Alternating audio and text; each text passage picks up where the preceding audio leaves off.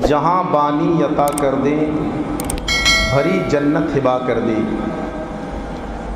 جہاں بانی عطا کر دے بھری جنت ہبا کر دے، نبی مختار کل ہے جسے جو چاہے عطا کر دے۔ جہاں میں ان کی چلتی ہے، جہاں میں ان کی چلتی ہے، وہ دم میں کیا سے کیا کر دے، زمین کو آسماں کر دیں ثریا کو شرع کر دے، زمین کو آسماں کر دیں ثریا کو شرع کر دیں۔ اور وصل مولا چاہتے ہو تو وسیلہ ڈھونڈ لو، بے وسیلہ نجدیو ہرگز خدا ملتا نہیں، بے وسیلہ نجدیو ہرگز خدا ملتا نہیں۔ ہم نے تو وسیلہ سے مقصود نظر جانا، محبوب کی چوکھٹ سے اللہ کا گھر جانا۔ ہاں ہم نے پیغمبر کو خالق کی نظر جانا، ہاں ہم نے پیغمبر کو، ہم نے اپنے نبی کو اس نظروں سے دیکھا جس کو رب نے دیکھا ہے۔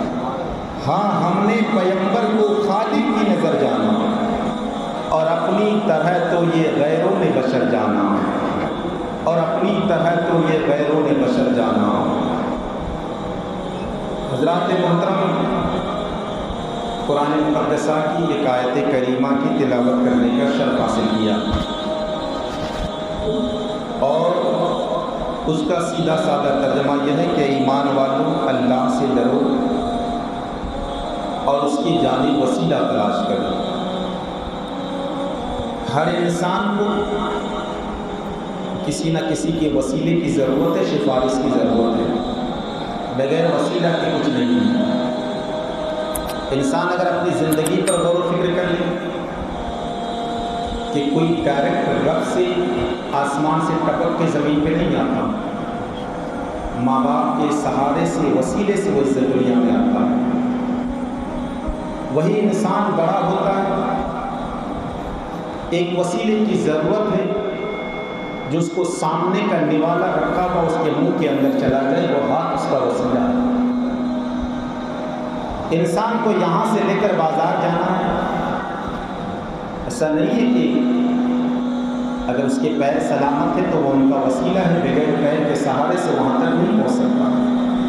اگر نہیں ہے تو پھر لے جانے والوں کا وسیلہ چاہیے، خود سے نہیں جا سکتا، پیر کے وسیلے سے جانا پڑے گا۔ ہم کو دیکھنا ہے، میرے سرکار فرماتے ہیں جس نے دنیا میں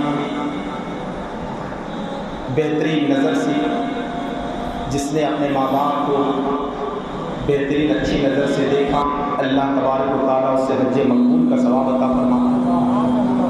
اگر وہ آنکھ نہ رہے تو، اگر آنکھ ہی نہ رہے تو یہ آنکھ بھی ہمارے لیے ایک وسیلہ کہ دنیا کا نظارہ کرنے کے لیے آنکھ ہمارے لیے ضروری ہے۔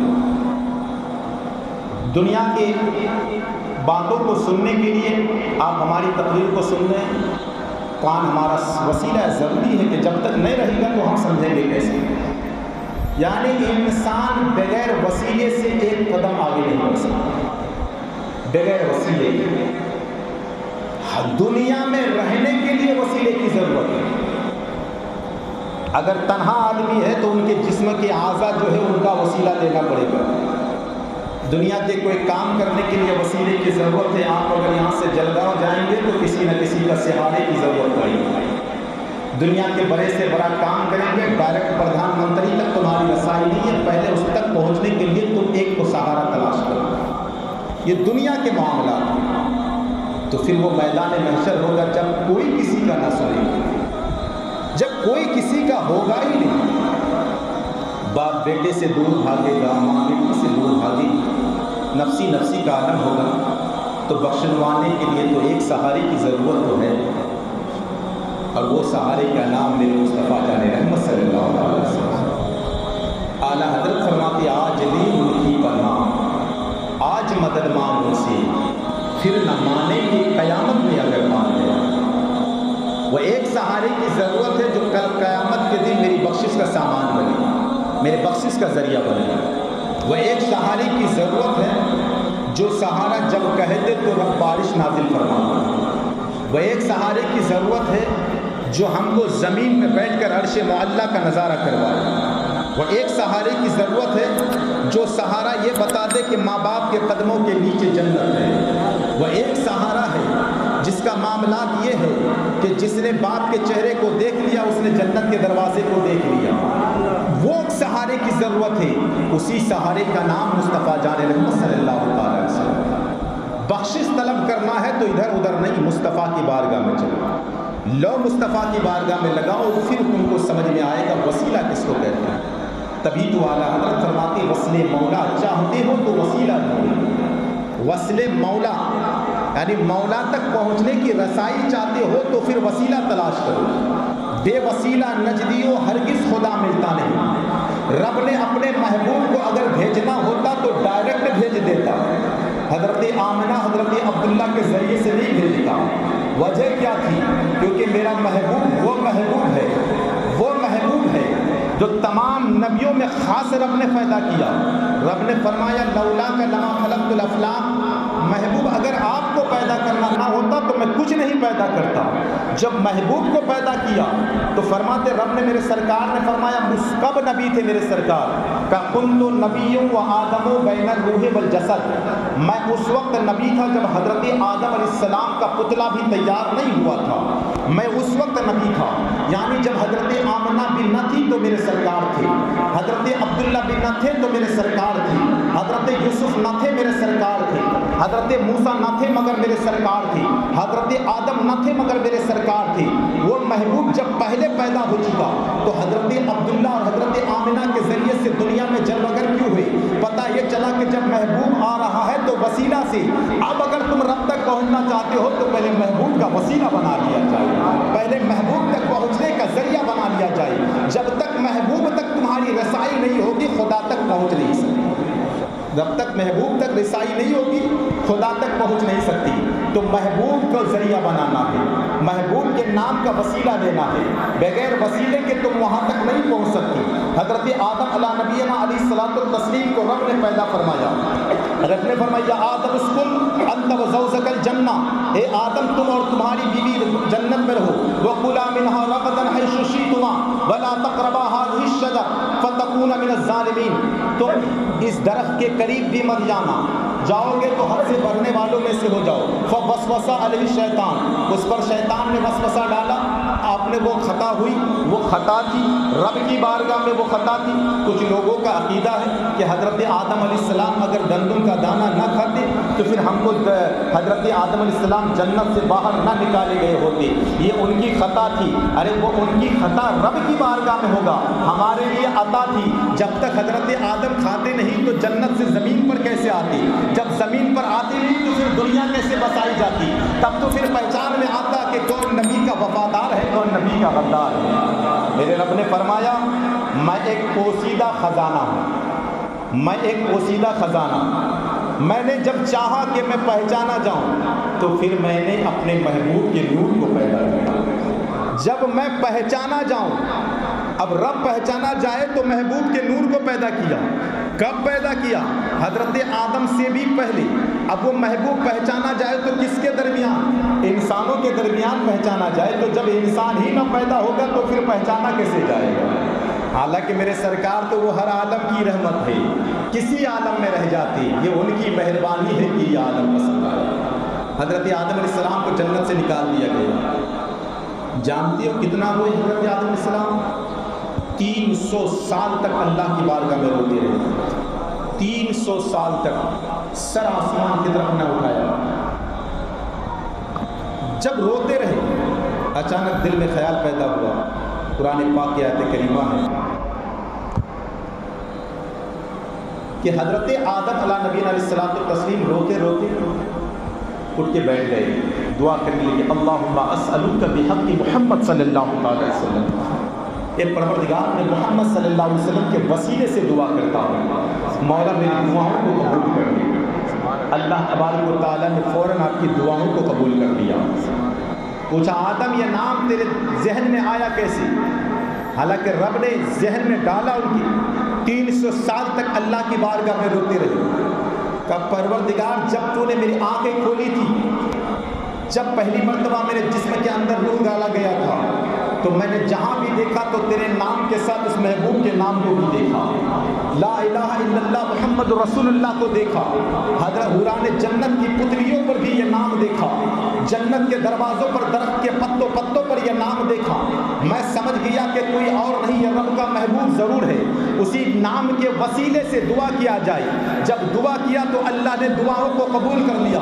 پتہ یہ چلا کہ جس نام میں میرے سرکار کے، جس دعا میں میرے سرکار کا نام آ جائے وہ دعا قبول ہو جایا کرتی ہے۔ اسی لیے ہر دعا سے پہلے اور بعد میں سرکار پر درود پاک ضرور پڑھ لیا کرو۔ جب پڑھ لو گے تو تمہاری دعائیں قبول ہوگی سرکار کے صدقے سے۔ تو اب رب تک پہنچنے کے لیے ضروری ہے وسیلے کی، اور وہ وسیلہ میرے مصطفیٰ جل رحمت۔ جب تک ان پر کوئی درود پاک نہ پڑھے تو ان کی دعا قبول نہیں ہوا کرتی ہے۔ ہر چیز کے لیے وسیلے کی ضرورت ہے، ہر چیز کے لیے ایک وسیلے کی تلاش کرنے کی ضرورت ہے، اور وہ وسیلہ میرے مصطفیٰ سے بڑا وسیلہ کون ہو سکتا ہے؟ جب ایک بات آ گئی، آج گرمی کی شدت ہے، لوگ گرمی کی وجہ سے نکلنا بند ہو جاتا ہے، ادھر ادھر نکلنے ایک وقت آیا تھا مکے کی وادی میں قحط سالی مبتلا ہو چکی تھی۔ ایسا قحط پڑا تھا کہ نہ جانے کتنے دنوں تک اتنی بارش نہ ہونے کی وجہ سے لوگ پریشان تھے، حیران و پریشان میں ادھر قحط سالی میں مبتلا ہے۔ سب گئے تھے، لوگوں کے کہا کہ اس وقت کس کے پاس جایا جائے؟ کہ بے بولنے والے بت کے پاس جایا جائے جو بول بھی نہیں سکتے۔ اُفِّ وَلَا تَنْهَرْهُمَا وَقُلْ لَهُمَا قَوْلًا كَرِيمًا، وہ اف تک نہیں کہہ سکتی۔ اُفِّ وَلَا تَعْبُدُ مِن دُونِ اللَّهِ، افسوس اللہ کو چھوڑ کر ان کی عبادت کرتے ہو جو بول تک نہیں سکتی۔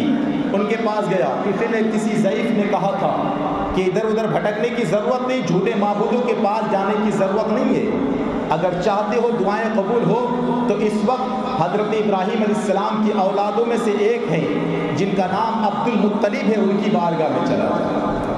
عبد المطلب کی بارگاہ میں پہنچے، حضرت عبد المطلب نے مکے کی وادی میں خانہ کعبہ کے صحن میں اپنا پیٹھ لگا کے بیٹھ گئے، اور بیٹھنے کے بعد سرکار دو عالم صلی اللہ علیہ وسلم کی نومری چھوٹے سے بچے ہیں، اور وہیں جا کے عبد المطلب دعا کرتے، میں اپنے بھتیجے کے صدقے سے دعا کرتا ہوں مولا بارش برسا دے، مولا بارش برسا دے۔ ساوی کا بیان ہے، حضرت عبد المطلب دعائیں کر رہی تھی اور سرکار کی انگلی ہل رہی تھی، تو کیا دیکھا کہ عبد المطلب کے دعا کے ہاتھ نیچے نہ ہو پائے تھے کہ بارش مکے میں شروع ہو گئی تھی۔ اللہ پتہ یہ چلا کہ جس دعا میں مصطفیٰ کا واسطہ شامل ہوتا ہے وہ دعا ضرور قبول ہوا کرتی ہے۔ اسی لیے جب بھی دعا کرنا ہو تو مصطفیٰ کے صدقے سے دعائیں کیا کرو، کیونکہ وہ دعا کبھی خالی نہیں ہوا کرتا۔ بعض لوگوں کے ذہن میں ایک سوال پیدا ہوتا ہے، دعائیں تو ہم لوگ بہت کرتے ہیں مگر ہماری دعا قبول نہیں ہوتی ہے۔ بہت سے لوگوں کا یہ عالم ہے، میں کئی چیزوں کی اس کے تعلق سے ذہن میں بتا دوں۔ ایک تو سب سے پہلی بات کہ کسی کی دعا رد نہیں ہوتی، کسی کی دعا فوراً قبول ہو جاتی ہے، یا کسی کی دعا آخرت کے لیے ذخیرہ بن جایا کرتا ہے، ابھی جو نہ ملا اس کو آخرت میں اس دعا کا صدقہ ضرور ملے گا۔ دوسری بات ادھر سے میں بتا دوں، آج ہم ایسے معاشرے میں رہتے ہیں اور ہمارا معاشرے کا حال یہ ہے، ہمارا ہر چیز ناپاک ہو چکا ہے، جسم سے لے کر کپڑے تک، کپڑے سے لے کر جگہ تک ہر چیز ناپاک ہو چکا ہے۔ حضرت ابو عبیدہ ابن جراح فرماتے، میرے سرکار نے ارشاد فرمایا، جس کے پیٹ میں حرام کا ایک نوالا چلا جاتا ہے 40 دن تک اللہ اس کی عبادت اور دعاؤں کو قبول نہیں کرتا۔ حرام کا ایک نوالا چلا جاتا ہے، 40 دن تک اللہ نہ اس کی عبادتوں کو قبول کرتا ہے نہ دعاؤں کو قبول کرتا ہے۔ آج دیکھیں معاشرے کا حال کیا ہے، بھائی بھائی پر جان لینے کو تیار ہوتا ہے چند زمینوں اور چند سکوں کی وجہ سے، باپ بیٹے کا دشمن بنا ہوا چند سکوں کی وجہ سے، ماں بیٹی کی دشمن بنا ہوا دنیا داری کی وجہ سے۔ یہ دنیا داری ہی ہم کو جہنم میں لے جانے کا باعث بنتی ہے، نہ ہماری دعائیں قبول ہوتی ہے نہ ہماری نمازیں قبول ہوتی ہے۔ اس لیے چاہتے ہو کہ اللہ تمہاری دعاؤں کو قبول کیا کرے تو سب سے پہلے رزق حلال کھایا کرو، رزق حرام سے دور رہا کرو۔ جب تم رزق حلال کھاؤ گے اللہ تیری ہر دعاؤں کو قبول کرے گا۔ کسی نے کہا تھا کہ دعا کی قبول کیسے ہوا کرتی ہے؟ کہ رزق حرام کو چھوڑ دو، حلال کو اختیار کرو، دیکھ تیری دعا کیسے قبول نہیں ہوتی ہے۔ اسی لیے رزق حرام سے دور رہا کرو۔ تو میں عرض کر رہا تھا کہ جس دعا میں سرکار کا واسطہ شامل ہوتا ہے وہ دعا ضرور قبول ہوا کرتی ہے۔ اعلیٰ حضرت میرے کے شہزادے حضور تاج الشریعہ فرماتے ہیں جہاں بانی عطا کر دے بھری جنت ہبا کر دے، نبی مختار کل ہے جسے جو چاہے عطا کر دے۔ وہ ہاتھ فرماتے ہیں کہ مدینے کی سرزمین ہے اور مدینے کی سرزمین پر میرے سرکار مسجد نبوی میں ہے، جمعہ کا دن ہے، سرکار جمعہ کا دن ہے۔ دعا کئی طریقے سے کی جاتی ہے، ایک تو وسیلہ لے کے دعا کرنا اور ایک جو پہنچی ہوئی ذات ہے ان سے دعا کروانا، جو رب تک پہنچا ہوا ہے ان سے دعا کروانا۔ میرے سرکار دو عالم صلی اللہ تعالی علیہ وسلم منبر ختم نبوت پر جلوہ گر ہے، سرکار تشریف فرما ہے، خطبہ ارشاد فرماتے ہیں، جمعہ کا دن ہے، مسجد نبوی ہے۔ اتنے میں ایک اعرابی داخل ہو گیا، عرض کرتے ہلکا یا رسول اللہ، اے اللہ کے رسول ہم تباہ ہو گئے، اے اللہ کے رسول ہم برباد ہو گئی۔ میرے سرکار نے فرمایا او اعرابی یہ ہلاکت اور تباہی کا سبب کیا ہے؟ یا رسول اللہ مدینے میں نہ جانے کتنے دنوں سے بارش نہیں ہو رہی ہے، گرمی کی شدت ہے، حیوانات مر رہے ہیں، انسان چرند و پرند پیاس کی شدت سے تڑپ رہے ہیں، بلک رہے ہیں، یا رسول اللہ کرم کر دیجیے۔ اللہ پر اگر دعا مانگنا ہوتا تو ڈائریکٹ رب سے دعا کرتے پروردگار بارش نازل کر دی، لیکن ان کا عقیدہ یہ تھا، رب نے فرمایا وَعَلَوْ أَنَّهُمْ إِذْ ظَلَمُوا أَنفُسَهُمْ جَاءُوكَ، اے لوگوں اپنی جانوں پر ظلم کر لو تو ادھر ادھر بھٹکنے کی ضرورت نہیں، میرے مصطفیٰ کی بارگاہ میں حاضر ہو جایا کرو، کیونکہ اگر بخشش کا پروانہ مل سکتا ہے، گناہوں سے بچنے کا ذریعہ بھی مل سکتا ہے تو مصطفیٰ کی بارگاہ سے ملا کرتا ہے۔ عرض کرتے سرکار فرماتے عربی عرض کرتے یا رسول اللہ مدینے میں نہ جانے کتنے دنوں سے بارش نہ ہونے کی وجہ سے انسان جمادات نباتات سب پریشان ہے۔ میرے سرکار دو عالم صلی اللہ تعالی علیہ وسلم دعا کے لیے ہاتھ اٹھائے، اعلیٰ حضرت فرماتے ہیں اجابت کا صحرا عنایت کا جوڑا دلہن بن کے نکلی دعائے محمد۔ میرے صحابی کا بیان ہے کہ سرکار کی زبان اقدس ہلنا تھا، ابھی چلچلاتی دھوپ تھی، گرمی کی شدت تھی، گرمی اتنی تیز تھی کہ نکلنا دشوار ہو جائے، مگر سرکار کے ہاتھ زمین پر آ نہیں پائے تھے، ابھی سرکار کے ہاتھ دعا میں اٹھے تھے، ابھی نیچے نہ ہو پائے تھے۔ میں نے کیا دیکھا کہ بادل امٹ پڑا ہے اور اتنا بادل آیا کہ پانی برسنا شروع ہو گیا۔ جمعہ کا دن تھا، بارش شروع ہو گئی۔ اب جمعہ کے دن اسی طرح موسلا دھار تیز رفتار سے بارش ہوتی رہی۔ سنیچر کا دن آ گیا، بارش ایک ہی طرح برس رہی ہے۔ اتوار کا دن آ گیا، بارش اسی رفتار سے برس رہی ہے۔ پیر کا دن آ گیا، بارش اسی رفتار سے برس رہی ہے، یہاں تک کہ پورا ہفتہ گزر گیا۔ پھر جمعہ کا دن آیا، پھر سرکار منبر پر ہے اور کھڑے ہو کر خطبہ عرض کرتے ہیں، اتنے میں وہی اعرابی پھر داخل ہوتا ہے، عرض کرتا ہے ہلکا یا رسول اللہ، اے اللہ کے رسول ہم تباہ ہو گئے، اے اللہ کے رسول ہم برباد ہو گئے۔ میرے سرکار نے فرمایا او اعرابی اب تباہی کا سبب کیا ہے، اب برباد ہونے کی وجہ کیا ہے؟ یا رسول اللہ پہلے بارش نہ ہونے کی وجہ سے پریشانی تھی، اب زیادہ ہونے کی وجہ سے پریشانی ہے۔ میرے سرکار نے فرمایا یا تو اس اعرابی چاہتا کیا ہے؟ عرض کرتے آقا مدینے میں بارش نہ ہو، ارد گرد بارش ہوتی رہے، ہے کوئی اس کا کرنے والا؟ جب تو اعلیٰ حضرت فرماتے ہیں تو اس سے اور جنت سے کیا مطلب، منافق دور ہو، ہم رسول اللہ کی جنت رسول اللہ کی، عرش حق ہے مسند رفعت رسول اللہ کی، دیکھنی ہے حشر میں عزت رسول اللہ کی، اور خالق کل نے آپ کو مالک کل بنا دیا، دونوں جہاں ہیں آپ کے قبض و اختیار میں۔ فرماتے میرے سرکار کا انگلی کا اشارہ ہونا تھا، جدھر سے انگلی کا اشارہ دائرہ بنایا، صحابہ کرام کا بیان ہے کہ اس کے اندر سے بارش ختم ہو گئی، ارد گرد بارش برسنے لگی۔ حضور تاج الشریعہ فرماتے ہیں جہاں میں ان کی چلتی ہے وہ دم میں کیا سے کیا کر دے، زمین کو آسماں کر دے، سریا کو شرح کر دے۔ یعنی اگر حکومت دنیا میں کسی کی ہے تو میرے مصطفیٰ کی ہے، تو اسی لیے اگر تم رب تک پہنچنا چاہتے ہو تو پہلے مصطفیٰ کے دامن سے وابستہ ہو جاؤ، پہلے مصطفیٰ کے قدموں سے وابستہ ہو جاؤ، پھر تم کو جنت میں جانے کا پروانہ مل سکتا ہے۔ حضرات محترم، رب نے ارشاد فرمایا اے ایمان والو اللہ سے ڈرو اور اس جانب پہنچنے کے لیے وسیلہ تلاش کرو، اور وہ وسیلہ میرے مصطفیٰ جان رحمت صلی اللہ علیہ وسلم ہے۔ رب نے ارشاد فرمایا کہ لوگوں اپنی جانوں پر ظلم کر لو نہ تو ادھر ادھر بھٹکنے کی ضرورت نہیں، میرے مصطفیٰ کی بارگاہ میں حاضر ہو جایا کرو، کیونکہ اگر تم کو بخشش کا پروانہ مل سکتا सकता है तो मेरे मुस्तफ़ा की बारगाह से मिल सकता है कोई अगर किसी की नमाज छूट जाए तो बता कोई है दुनिया में माफ़ करने वाला कि जिसकी नमाजें छूट जाए? किसी का रोज़ा ख़त्म हो जाए दुनिया में कोई माफ़ करने वाला है? जब तक रब माफ़ नहीं करेगा कोई माफ़ नहीं कर सकता, क्योंकि इबादत परवरदिगार की है, मगर रब ने अपने महबूब को इख्तियार क्या दिया है। अर्ज़ करते हैं मेरे मुस्तफ़ा जान रहमत सल्लल्लाहु अलैहि वसल्लम की बारगाह में है, सरकार की बारगाह में एक आराबी एक शख्स दाखिल हुआ।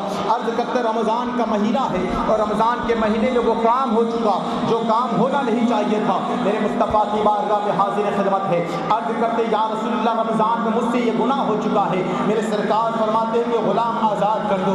या रसूलल्लाह मेरे पास इतने पैसे नहीं है कि मैं ग़ुलाम आज़ाद कर सकूँ। मेरे सरकार ने फरमाया नहीं रख सकते, नहीं कर सकते तो फिर 60 रोज़े मुसलसल रखना पड़ेगा। अर्ज़ करते आका एक रोज़ा था तो ऐसा कंडीशन हुआ, 60 रोज़े मुसलसल कैसे रखो? मेरे सरकार ने फरमाया नहीं तो फिर 60 मिस्कीन को खाना खिलाना पड़ेगा।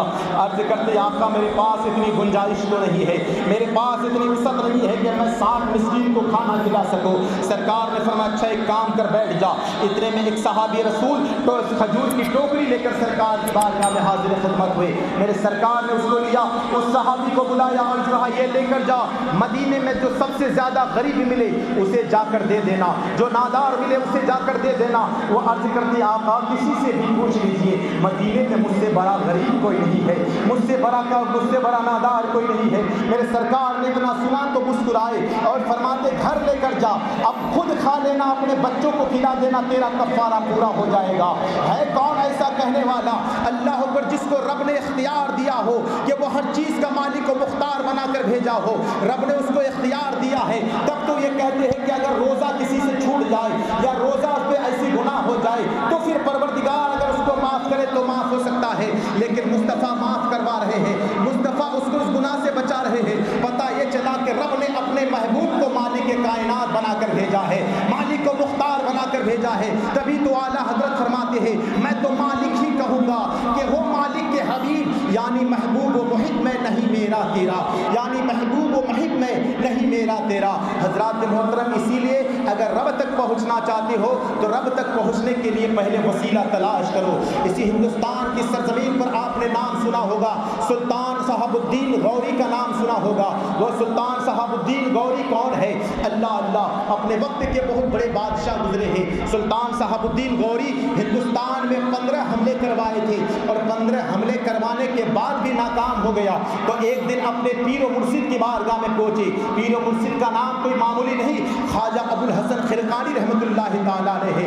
अपने वक्त के जलीलुल कद्र अल्लाह के पहुँचे वलियों में से जिसका नाम ख्वाजा अबुल हसन खिरकानी है।